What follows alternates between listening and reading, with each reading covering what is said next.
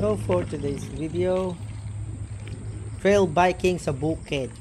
Ayan. Babike ako sa hometown namin, sa Nueva Ecija.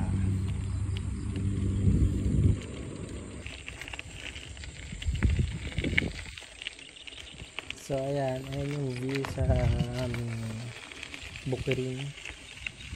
Hindi sa aming bukid yun. Ano lang yan, daanan sa bukid.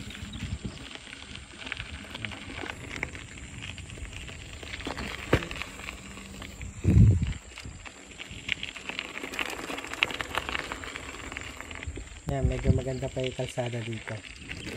Rough road pero okay naman for biking. Puro bukid, puno.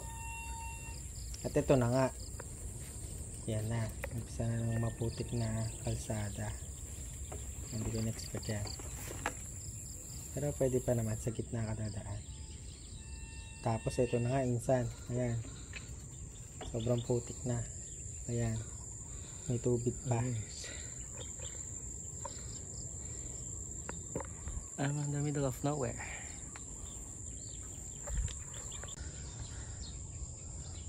Yan na nga. Kailangan ko nang buhatin yung bike ko. I need to carry my bike. Tama naman yung putik na yan. Hirap biking yan. Kaya kailangan buhatin yung bike mo. Yung patubig dito. Patubig. Hindi. Pag walang tubig, irrigation. Hindi makina yan. So ayan nga, lakad sa gidli ng kalsada kahit madamo, dahil di pwedeng madaanan ng gitna. So let's go. Sana lang walang ahas dyan sa gilid-gilid.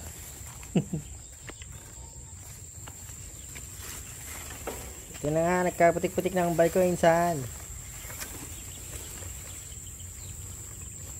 Pero kasama talaga sa trail biking yan. Ang putik. Mas maputik, mas maganda, sabi nga. Yan, di ko na alam kung nasan ako yan. Puro damo na yung kalsada. I think I've reached the dead end. Oh no. So ayun, I need to go back again. May nakita akong kanto dito. Ayan. Na parang papunta sa gitna ng gubat. No choice. Ayan, sobrang putik na naman. So ayun, no choice. Kailangan ko na naman buhatin yung bike ko. Trail biking malala.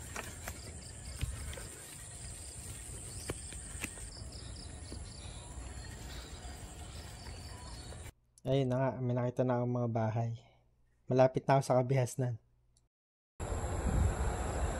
Okay. That's a piggery. Hindi ko sure kung piggery ba yun o mga manok. Para siyang poultry something. Ayun, tapos nakaalis na ako sa farm. Farm pala yun. Ayan ang entrance nila. So muntik pa ako matrespasan dyan. Finally. Roads. So ayan yung irrigation namin. Yan yung mga patubig. Minsan may mga isda dyan. Yung bata ko maraming isda dati sa ganyan. Gurami sa kahito. So ayan, medyo maganda-ganda na yung kalsada. Maluwag. So, yung mga tulay, bamboo. Sarap ng hangin dito. Fresh.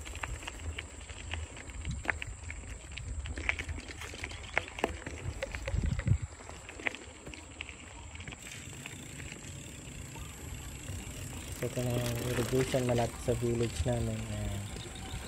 Kami naglalaro dati. And finally, village na namin. Parating din. So ayan yung pa ako after mag-bike. puro putik. Pati yung bike ko puro putik. Next time sasama ko si Maricar. Ewan ko lang. Sasama. Ayan ko siya. Linis muna si Tito Otits. Babaus.